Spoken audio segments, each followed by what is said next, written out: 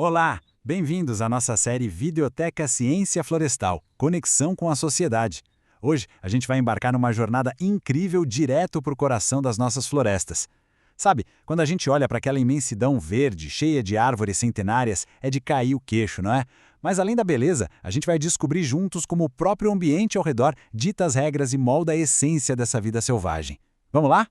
E claro, toda essa nossa investigação de hoje é baseada num trabalho de muito peso. Estamos falando da dissertação de mestrado da pesquisadora Denise Moura Madeira, que teve a orientação do professor doutor Rubens Manuel dos Santos.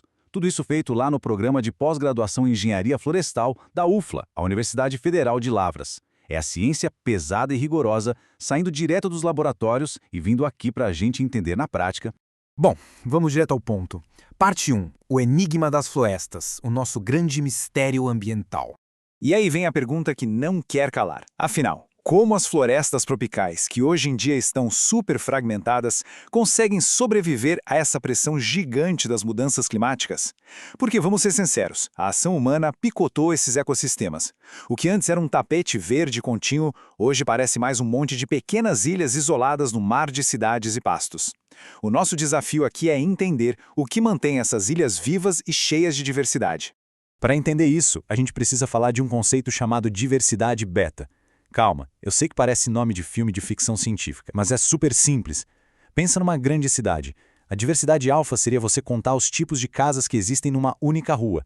Já a diversidade beta é comparar bairros inteiros para ver como a arquitetura muda de um para o outro. Na floresta, em vez de casas, a gente olha para as espécies de árvores. Basicamente, a gente mede o quanto as espécies mudam quando você pula de um pedaço de floresta para o outro. É a medida da riqueza da paisagem inteira. Entrando na nossa segunda parte, objetivos e metodologia.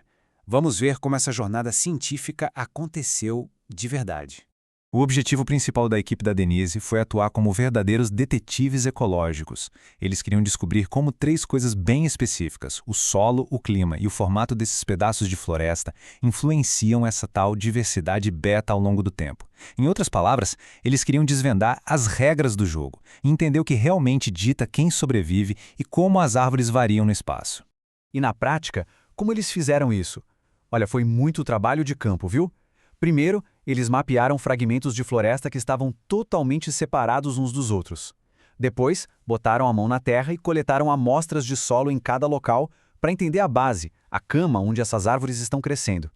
Por fim, mediram uma a uma as árvores que tinham um tronco com 5 centímetros ou mais de espessura. É a ciência raiz, transformando o mato em dado puro. E pensa num estudo grande. Foram 36 áreas diferentes de floresta analisadas meticulosamente lá no estado de Minas Gerais. Não foi só uma amostrinha de nada, não. Foi um raio-x completo e robusto de como a natureza funciona ali.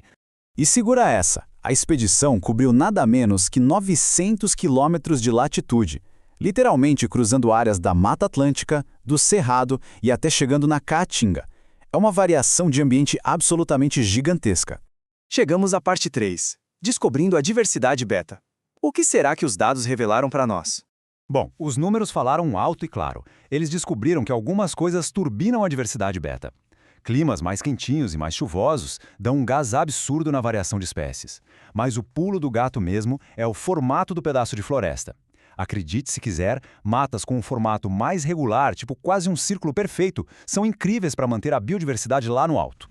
Agora, olha que loucura. Teve um resultado super contraintuitivo. A gente sempre pensa, nossa, solo muito fértil com certeza gera muito mais diversidade, certo? Errado! A pesquisa mostrou que solos extremamente ricos, cheios de potássio e matéria orgânica, na verdade, diminuem a diversidade beta. Por quê? Porque essas condições de luxo acabam favorecendo um grupinho bem específico de plantas que dominam o pedaço todo. Elas tomam conta de tudo, deixando a paisagem meio igualzinha e reduzindo a variedade de um lugar para o outro.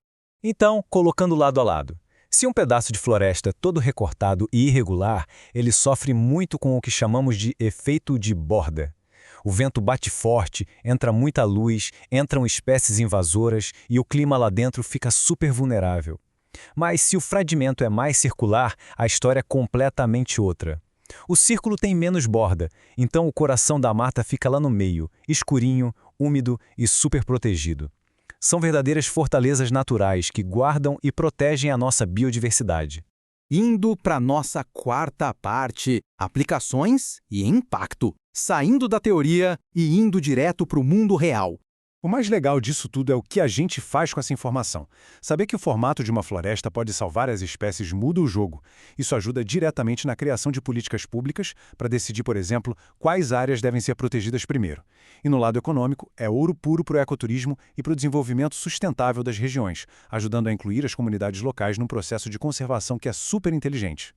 E finalmente chegamos à parte 5.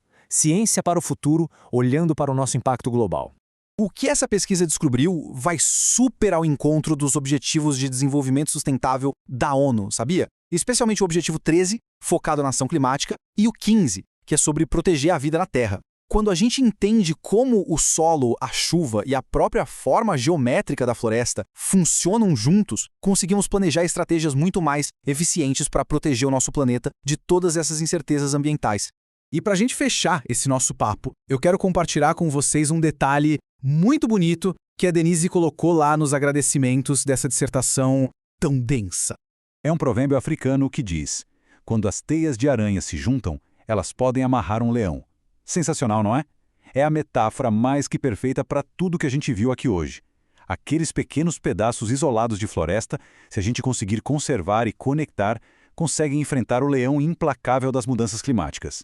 E claro, mostra que quando a ciência, a sociedade e o poder público unem as suas teias, nós somos capazes de fazer coisas gigantescas pelo nosso ecossistema.